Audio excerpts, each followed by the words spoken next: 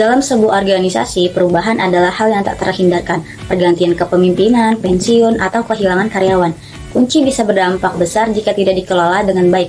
Oleh karena itu, perencanaan suksesi dan perencanaan karir menjadi strategi penting untuk memastikan keberlanjutan organisasi, serta pengembangan talenta yang tepat.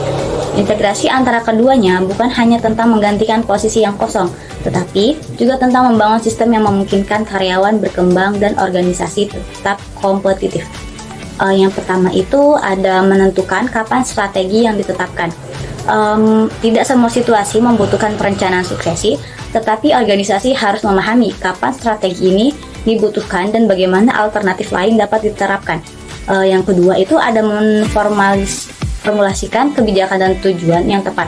Agar efektif, perencanaan harus memiliki tujuan yang jelas, spesifik, dan selaras dengan visi organisasi. Lalu yang ketiga ada langkah-langkah integrasi.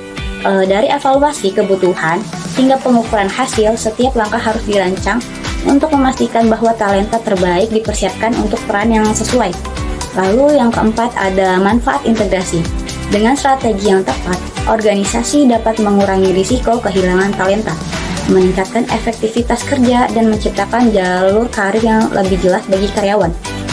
Dengan pendekatan yang terstruktur, organisasi tidak hanya mempertahankan talenta, tetapi juga menciptakan lingkungan kerja yang mendukung pertumbuhan dan keberlanjutan bisnis. Baik, pembahasan selanjutnya adalah terkait perencanaan suksesi, tantangan, dan solusi. Adapun tantangan yang pertama yaitu manajer dan karyawan tidak selalu melaksanakan tindakan pengembangan untuk mengembangkan kandidat pengganti. Nah, jadi jika manajer dan karyawan tidak mengembangkan kandidat pengganti, mereka tidak akan siap mengisi jabatan yang kosong sehingga organisasi cenderung merekrut eksternal dan menganggap perencanaan suksesinya gagal. Adapun solusi dari tantangan ini yaitu dengan melakukan diskusi rutin dalam rapat tinjauan bakat, di mana pimpinan bisnis itu harus mendiskusikan dan menyetujui kandidat pengganti dalam rapat tinjauan bakat agar strategi suksesi efektif. Selanjutnya dengan melakukan pencatatan tindakan pengembangan, di mana dengan menampilkan catatan di layar selama rapat agar semua peserta melihat tindakan pengembangan untuk setiap kandidat pengganti. Berikutnya dengan melakukan akuntabilitas individu dan pemberian insentif. Jadi memberikan insentif dan konsekuensi untuk meningkatkan akuntabilitas atas kemajuan tindakan pembangunan. Adapun tantangan yang kedua yaitu pemimpin bisnis tidak memahami nilai pengembangan bakat dan perencanaan suksesi. Jadi banyak pemimpin bisnis itu kurang memahami nilai perencanaan suksesi. Nah, jadi profesional SDM itu perlu sabar dalam memberikan pelatihan dan perangkat yang tepat. Adapun solusi dari tantangan ini yaitu dengan menghubungkan perencanaan suksesi dengan tujuan bisnis, gunakan metrik hasil, berikan definisi jelas untuk kandidat pengganti, serta buat perangkat dan pelatihan manajer. Adapun tantangan yang ketiga yaitu minimnya sumber daya untuk suksesi bakat. Nah, jadi banyak organisasi itu lebih fokus merekrut daripada mengembangkan karyawan internal. Nah, adapun solusi dari tantangan ini sendiri yaitu dengan mengidentifikasi biaya perekrutan eksternal, adopsi sistem manajemen bakat, libatkan perekrut eksternal, bentuk dewan bakat, dan komunikasikan peran setiap pihak. Adapun tantangan yang keempat yaitu kurangnya fasilitator tinjauan bakat yang kompeten. Nah, tantangan umum adalah kurangnya karyawan berpengalaman untuk memfasilitasi tinjauan bakat suksesi secara konsisten. Adapun solusi dari tantangan ini yaitu dengan melakukan program sertifikasi fasilitator internal, coaching dari fasilitator senior, serta penggunaan konsultan eksternal jika diperlukan. Adapun tantangan yang kelima yaitu terbatasnya perpindahan karir untuk kandidat suksesi. Nah, organisasi di sini organisasi kecil atau dengan turnover rendah, kesulitan mempertahankan dan menantang karyawan saat menunggu posisi kosong. Adapun solusinya yaitu dengan menggunakan rotasi kerja, proyek lintas fungsi, dan insentif bagi perpindahan karir lateral untuk menjaga motivasi kandidat. Bahasan berikutnya terkait perencanaan suksesi CEO. Jadi sebuah proses untuk memimpin transisi manajemen yang efektif. Dalam hal ini, CEO adalah panutan utama dalam organisasi dan saat mendekati akhir karir, mereka harus menavigasi proses suksesi dengan baik demi diri sendiri, penerus, dan organisasi. Adapun 4 langkah dasar dalam transisi CEO yang sukses. Yang pertama yaitu dengan mempersiapkan transisi. Nah, jadi dalam mempersiapkan transisi ini terdapat tantangan yang dihadapi. Di antaranya yaitu yang pertama, CEO yang sukses memastikan organisasi organisasi tetap stabil setelah ia pensiun. Yang kedua, suksesi yang buruk dapat merugikan organisasi. Berikutnya, mengapa sulit melepaskan jabatan CEO ini? Yang pertama, karena adanya keuntungan yang besar, baik itu dari aspek kekayaan, fasilitas, status, dan kekuasaan. Yang kedua, terdapat keuntungan emosional dalam hal ini hubungan, kebahagiaan, makna, dan kontribusi. Berikutnya terkait memilih penerus CEO. Di dalam hal ini yaitu internal versus eksternal. Adapun keuntungan perekrutan internal yang pertama yaitu karena lebih hemat biaya dan mengurangi risiko kegagalan. Yang kedua, menunjukkan komitmen perusahaan terhadap pengembangan kepemimpinan. Yang ketiga, memastikan kesinambungan visi dan budaya perusahaan. Nah, di sini kapan sih kita harus memilih CEO eksternal? Yang pertama, itu saat dibutuhkan perubahan besar dalam strategi perusahaan. Yang kedua, ketika tidak ada kandidat internal yang siap. Dan yang ketiga, jika organisasi ingin mengirim sinyal baru kepada investor dan pelanggan. Baik, yang ketiga tahapnya itu terdapat melatih penerus. Jadi ada 3 pertanyaan kunci sebelum pembinaan. Yang pertama, apakah CEO yakin dengan kandidat ini? Yang kedua, apakah pemangku kepentingan mendukungnya? Dan yang ketiga, apakah kandidat mau berubah dan berkembang? Jadi pelatih eksternal itu harus sesuai dengan kebutuhan penerus, baik dari strategi, perilaku, produktivitas. Pemangku kepentingan berperan dalam mendukung transisi dan memberikan umpan balik. Selanjutnya, evaluasi berdasarkan tren umpan balik bukan satu kejadian. Tindak lanjut penerus terhadap umpan balik itu sangat penting juga untuk suksesi. Kita masuk ke tahap yang keempat yaitu terkait serahkan tongkat kekuasaan atau jabatan. Jadi di sini CEO itu harus benar-benar pergi agar penerusnya bisa sukses. Yang kedua, hindari campur tangan atau meremehkan penerus. Yang ketiga, tunjukkan integritas dengan mendukung transisi yang lancar.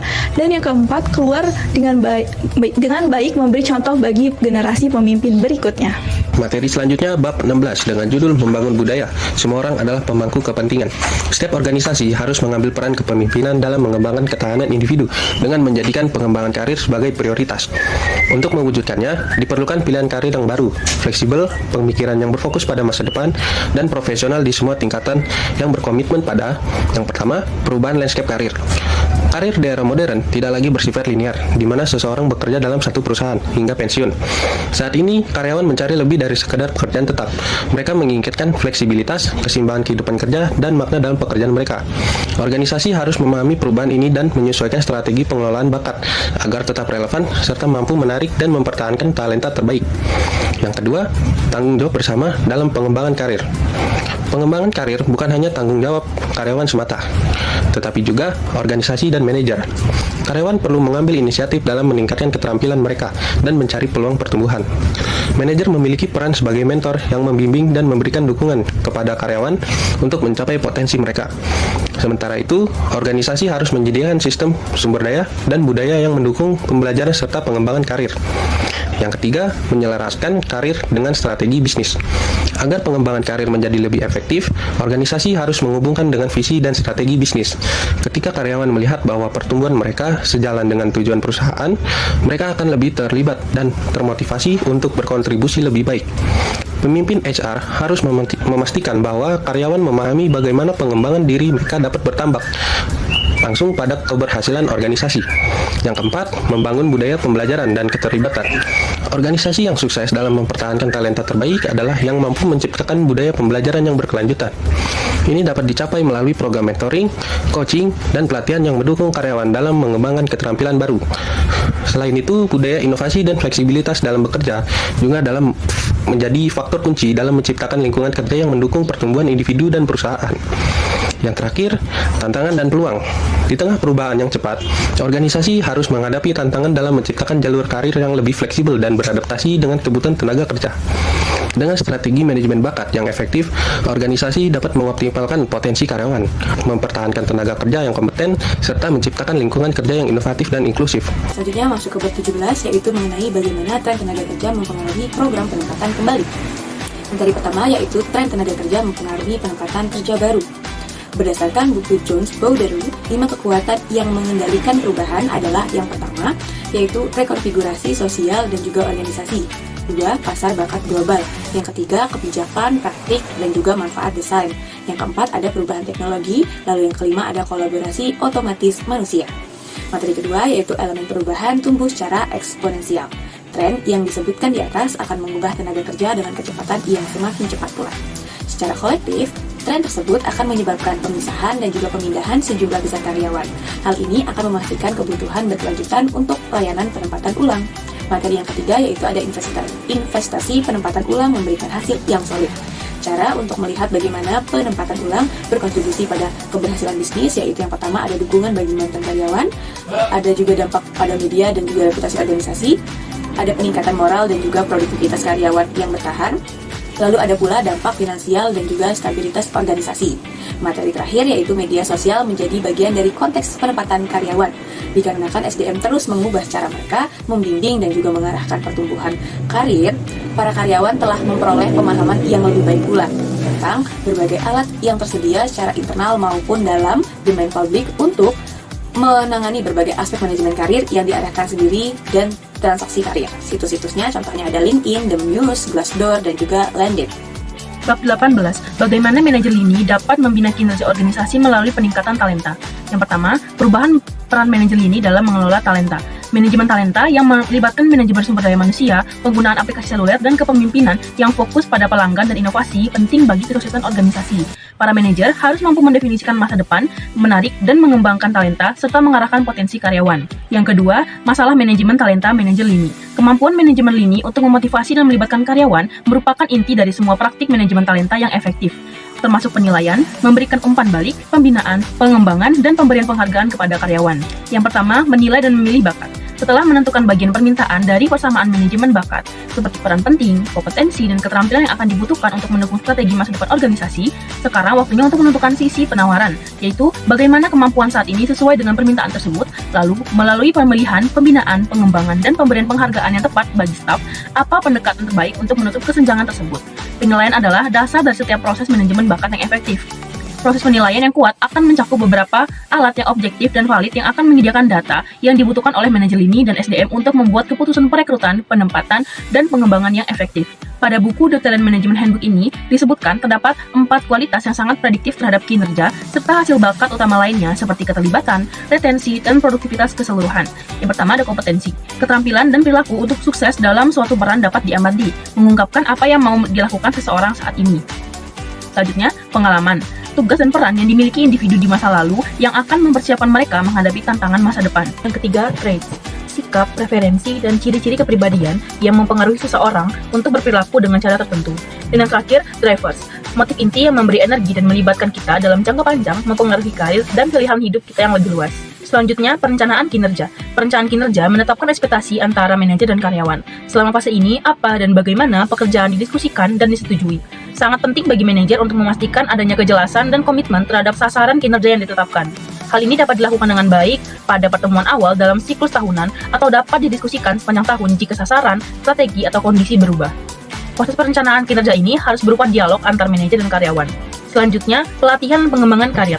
Organisasi terbaik di kelasnya mengakui pembinaan dan umpan balik sebagai keterampilan manajemen bakat yang penting. Pembinaan dapat berupa manajer atau rekan yang bekerja dengan seseorang, baik individu atau dalam beberapa kasus dapat berupa tim untuk mendorong pengembangan dan pertumbuhan jangka panjang pada orang lain.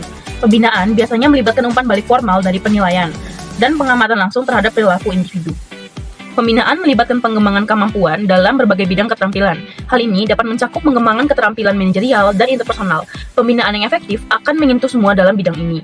Agar paling efektif, pembinaan dimulai dengan pemahaman tentang persyaratan utama peran pekerjaan dan kemudian menentukan di mana letak kesenjangan keterampilan utama.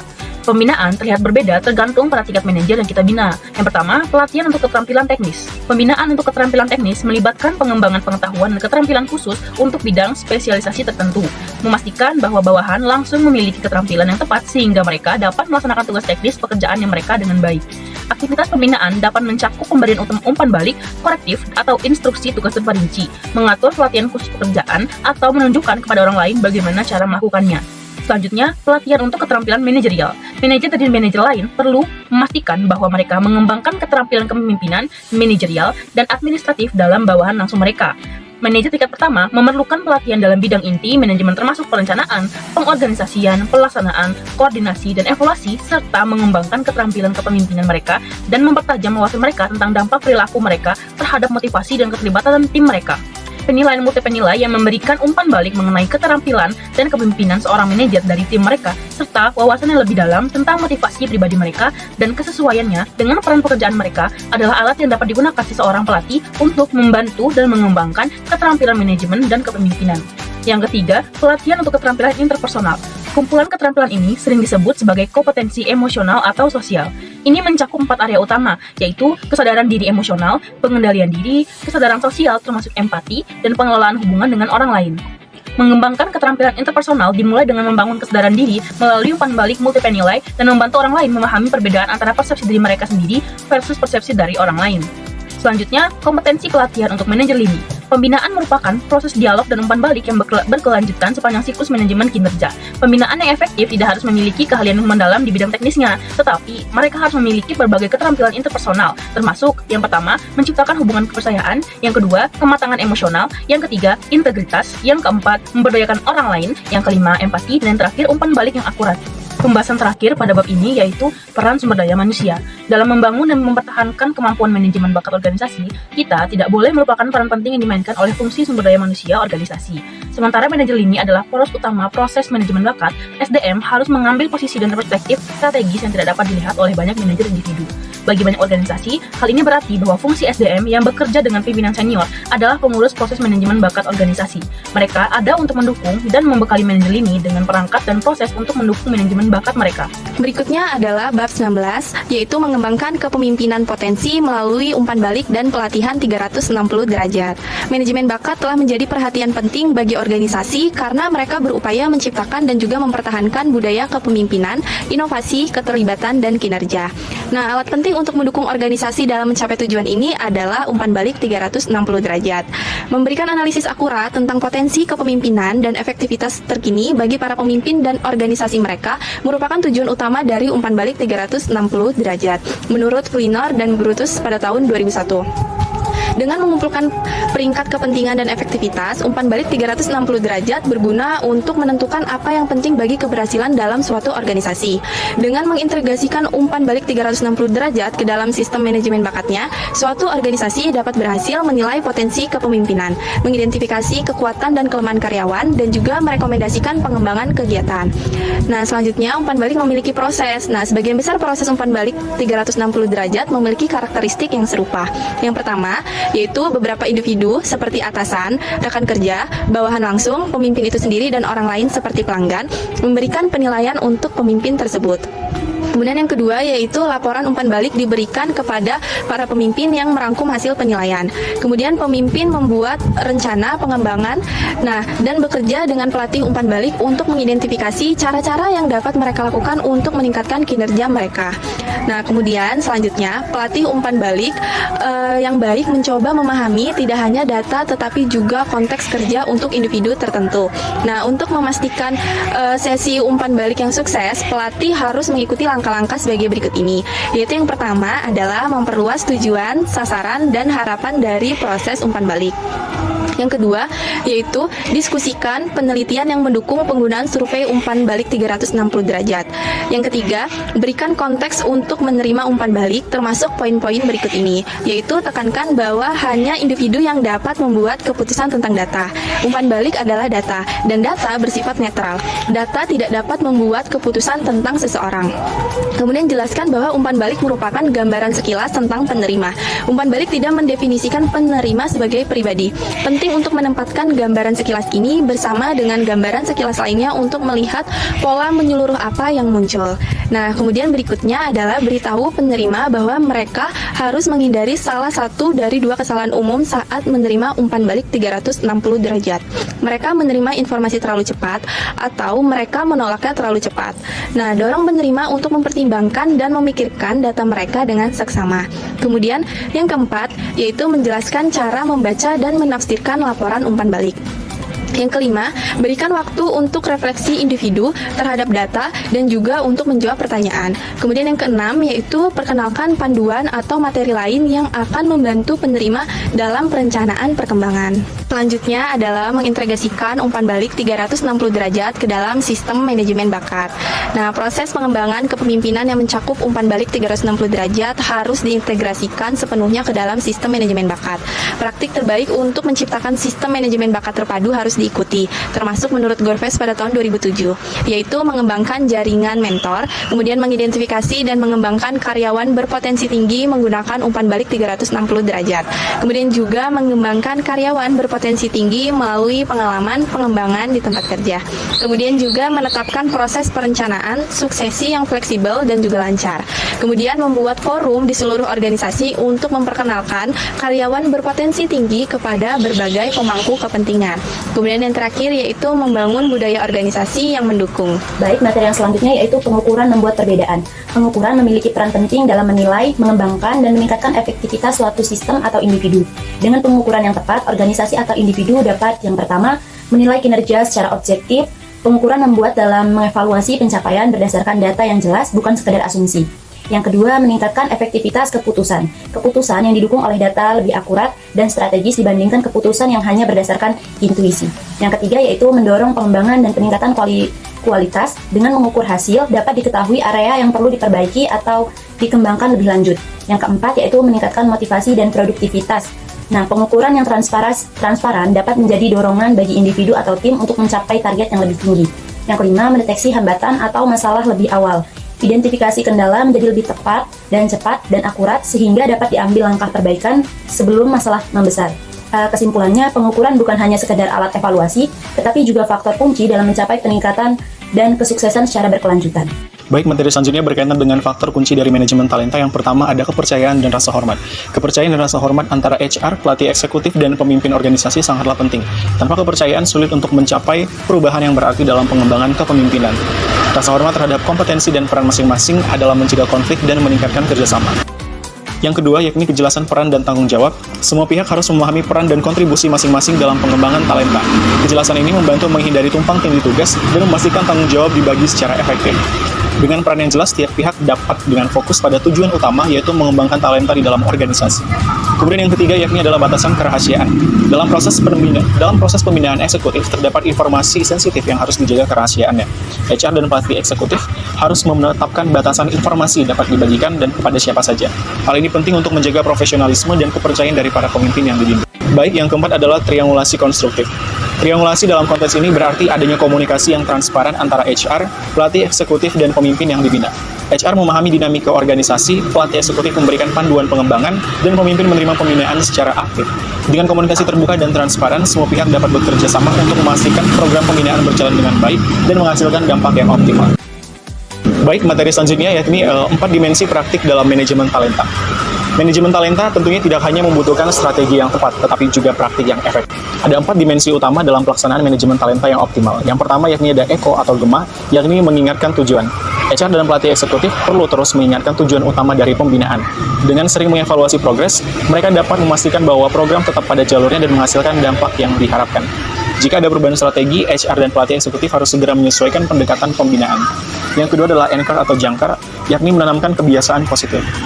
Pembinaan bukan hanya tentang memberikan nasihat, tetapi juga membantu pemimpin membentuk kebiasaan kerja yang lebih baik. Dengan adanya HR dan pelatih eksekutif yang terus mendampingi, perubahan perilaku dapat menjadi bagian dari keseharian para pemimpin. Kebiasaan positif yang sudah tertanam akan meningkatkan efektivitas kerja secara jangka panjang. Kemudian yang ketiga yakni adalah mirror atau cermin, yakni memberikan refleksi diri. Para pemimpin seringkali tidak menyadari kelemahan atau tantangan yang mereka hadapi. HR dan pelatih eksekutif bertugas memberikan umpan balik yang objektif dan membantu pemimpin melihat potensi yang bisa dikembangkan. Refleksi diri ini memungkinkan pemimpin untuk terus belajar dan berkembang. Kemudian poin yang terakhir yakni poin keempat, ini spark atau percikan, yakni mendorong inovasi. Pembinaan tidak hanya tentang memperbaiki kekurangan, tetapi juga menumbuhkan inovasi dan kreativitas. HR dan pelatih eksekutif dapat membantu pemimpin menemukan cara baru dalam menghadapi tantangan dan mendorong perubahan di dalam organisasi. Dengan adanya percikan ide dan dorongan yang tepat, pemimpin dapat lebih proaktif dalam menciptakan solusi dan mengembangkan tim mereka. Wanita, perubahan dan kasih sayang inti dari efektivitas pelatihan. Pembinaan dengan belas kasih, suatu pendekatan pembinaan yang berdasarkan pada hubungan yang berrelevansi dan diarahkan untuk membantu para pembina mencapai kemajuan dalam perubahan yang disengaja. itu merupakan pendekatan pembinaan yang lebih efektif dan manusiawi dibandingkan praktik pembinaan tradisional, yang sebagian besarnya berdasarkan pada pembinaan untuk kepatuhan. Pembinaan menuju perubahan yang disengaja didasarkan pada transisi melalui 5 fase pertemuan. Yang pertama ada diri ideal, kedua diri sejati, menetapkan agenda pembelajaran, eksperimen dan praktik, dan yang terakhir membangun hubungan yang beresonansi. Transisi melalui 5 fase ini memerlukan siklus antara dua atraktor emosional aneh. Yang pertama ada atraktor emosional positif PEA dan atraktor emosional negatif atau NEA. PEA terutama didasarkan pada emosi positif, aktivasi jaringan mode default tahap, dan rangsangan sistem saraf parasimpatis. NEA terutama didasarkan pada emosi negatif, aktivitas jaringan tugas positif, dan rangsangan sistem saraf simpatis. Pembinaan yang efektif itu memerlukan penetapan rasio PEA terhadap NEA yang lebih tinggi sekitar 3-6:1. Melakukan hal itu akan mendorong keterbukaan terhadap ide dan mengurangi stres serta kecemasan di pihak yang dibina, dan memungkinkan mereka untuk mengeksplorasi kemungkinan dan bergerak menuju jati diri ideal mereka. Pembinaan sebaya menyediakan cara yang hemat biaya untuk menggambarkan bakat di seluruh organisasi melalui pembinaan dengan penuh belas kasih, menggunakan kelompok identitas sosial untuk memanfaatkan potensi PEA sebagai sarana untuk mendorong perubahan yang diinginkan dan berkelanjutan. Baik, materi yang selanjutnya adalah peran manajer dalam manajemen bakat. Manajer seringkali tidak siap untuk peran kepemimpinan karena dipilih berdasarkan keterampilan lain dan kurangnya pelatihan. Keberhasilan manajerial sangat bergantung pada kepemimpinan yang berkualitas dan dimulai dengan pemahaman tentang peran manajer dan manajemen bakat. Manajer menghadapi realitas ataupun tantangan seperti keterbatasan dalam merekrut talenta terbaik, mempertahankan karyawan berbakat, menangani kinerja yang tidak sesuai dengan harapan, dan mengelola ekspektasi karyawan terhadap ujian. Mereka memikul tanggung jawab besar dalam seluruh proses manajemen bakat termasuk pencarian, perekrutan, pelatihan, manajemen kinerja, retensi, dan suksesi. Penelitian menunjukkan bahwa banyak manajer gagal dalam memberikan bimbingan, arahan, maupun umpan balik dan dukungan harian yang memadai kepada karyawan. Baik, yang selanjutnya adalah ada 4 poin dalam mengelola peran manajer dalam manajemen bakat. Yang pertama yaitu pentingnya manajer yang efektif. Manajer adalah orang terpenting di tempat kerja, mempengaruhi mata pencarian, karir, dan kemampuan karyawan untuk menambah nilai. Hubungan antara karyawan dan manajer langsung adalah faktor nomor 1 dalam sebuah produktivitas, moral, retensi, serta pembelajaran dan pengembangan karyawan. Manajer yang paling efektif secara konsisten melibatkan setiap bawahan langsung dalam dialog tatap muka yang terstruktur dan kaya konten dengan tugas, tanggung jawab, dan proyek sehari-hari. Yang kedua yaitu dialog yang terstruktur. Dialog ini meliputi penegasan kembali harapan, kinerja, dan praktik terbaik, membahas kebutuhan dan sumber daya, dan menguraikan harapan spesifik secara terperinci, melacak kinerja dan memberikan umpan balik yang jujur secara berkelanjutan, menawarkan panduan, arahan, dukungan, dan pemecahan masalah, dan memberikan pengakuan dan penghargaan. Manajer yang terbaik bertindak seperti pelatih kinerja, membantu karyawan memecahkan masalah, dan membuat rencana untuk mencapai sebuah tolak ukur. Poin yang ketiga yaitu gaya coaching. Karyawan yang berkinerja rendah menginginkan manajer yang tidak ikut campur, sementara karyawan yang berkinerja tinggi menginginkan manajer yang kuat, sangat terlibat, dan mampu membedakan karyawan berdasarkan bakat dan kinerja. Karyawan di tengah-tengah juga mendapat manfaat dari kepemimpinan yang kuat dan sangat terlibat. Penting untuk melatih karyawan sebelum masalah menjadi serius, menetapkan tolak ukur, dan memeriksa status tolak ukur ini secara berkala. Akuntabilitas berfungsi sebagai alat manajemen jika karyawan mengetahui bahwa mereka harus bertanggung jawab atas tindakan mereka. Dan poin yang terakhir yaitu rencana peningkatan kinerja atau PIP. Rencana peningkatan kinerja atau PIP harus digunakan secara konstruktif untuk semua karyawan sebagai prosedur yang digunakan untuk melacak kinerja dan menindaklanjuti dengan konsekuensi berdasarkan apakah kinerja karyawan tersebut memenuhi harapan sebuah organisasi. Baik, yang selanjutnya adalah kesimpulan dari bab 13 sampai bab 23. The Talent Management Handbook menyoroti pentingnya integrasi perencanaan suksesi dan karir untuk menjaga daya saing organisasi di tengah perubahan bisnis yang cepat. Tantangan utama dalam perencanaan suksesi termasuk kurangnya tindakan pengembangan bagi kandidat pengganti, sementara akuntabilitas diri dan pengembangan karir menjadi kunci dalam memastikan pertumbuhan profesional karyawan. Selain itu, restrukturisasi tenaga kerja menuntut strategi penempatan kembali yang efektif untuk meminimalkan dampak negatif bagi karyawan dan organisasi. Peran manajer lini juga sangat krusial dalam menilai mengembangkan dan memberi penghargaan kepada karyawan, serta memastikan efektivitas kerja yang optimal.